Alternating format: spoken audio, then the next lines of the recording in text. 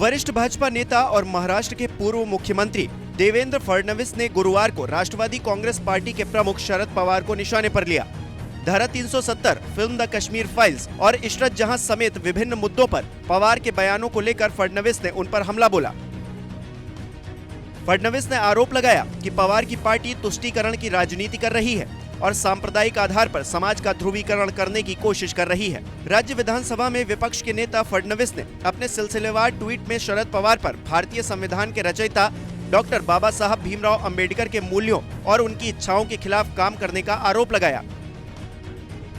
संयोग से बाबा साहेब की गुरुवार को 131वीं जयंती भी थी। भाजपा नेता ने पवार पर तीखे शब्द बाण छोड़ते हुए ये आरोप भी लगाया कि वो पहले व्यक्ति हैं जिन्होंने हिंदू आतंक शब्द का इस्तेमाल किया। पवार ने हाल ही में द कश्मीर फाइल्स की आलोचना की थी। इसे लेकर फडणवीस ने कहा कि उनकी आलोचना एनसीपी की दशकों से चले आ रहे तुष्टीकरण की राजनीति और सांप्रदायिक आधार पर समाज को बांटने की कोशिश के ट्रैक रिकॉर्ड से एकदम मेल खाती है। उन्होंने अपने ट्वीट में कुछ मीडिया रिपोर्ट्स का उल्लेख भी किया। इन मीडिया रिपोर्ट्स में शरद पवार की ओर से दिए गए कई विवादित बयानों का जिक्र किया गया है। उन्होंने कहा कि पवार ने कश्मीर फाइल्स की आलोचना इसलिए की क्योंकि ये उनके फर्जी धर्मनिरपेक्ष एजेंडे के अनुरूप नहीं है। फडणवीस ने कहा कि कश्मीरी पंडितों की पीड़ा के वास्तविक अनुभवों पर आधारित फिल्म किसी को परेशान क्यों करती है।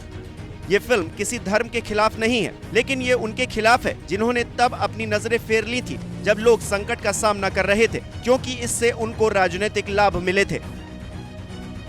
देवेंद्र फडणवीस ने आगे कहा कि साल 2012 में जब महाराष्ट्र की सत्ता में कांग्रेस और एनसीपी मौजूद थी, तब मुंबई के बीचों बीच आजाद मैदान में शर्मनाक हिंसा हुई थी। उस समय अमर जवान ज्योति को नुकसान पहुंचाया गया था, लेकिन उस समय राज्य का गृह विभाग संभाल रही एनसीपी ने इस घटना के आरोपियों को लेकर नरमी बरती थी और उनके खिलाफ कार्रवाई करने की जगह उन्होंने मुंबई पुलिस आयुक्त का ही तबादला कर दिया था। फडणवीस ने पवार पर इशरत जहां को बेगुनाह बताने पर भी नाराजगी जताई। पूर्व मुख्यमंत्री ने एक और खबर का जिक्र किया जिसके मुताबिक पवार ने कहा कि इशरत जहां बेगुनाह है। इशरत जहां को गुजरात में 2004 में कथित फर्जी मुठभेड़ में 3 अन्य के साथ मार दिया गया था। चारों पर गुजरात के तत्कालीन मुख्यमंत्री नरेंद्र मोदी की हत्या की साजिश रचने का आरोप था।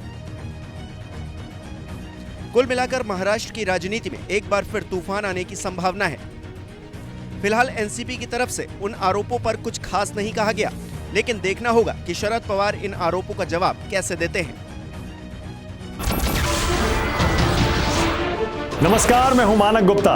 अगर आपको हमारा ये वीडियो पसंद आया हो तो इसे लाइक और शेयर जरूर करें और हाँ, हमें सब्सक्राइब और फॉलो करना ना भूलें ताकि आप देश और दुनिया की कोई खबर मिस ना करें।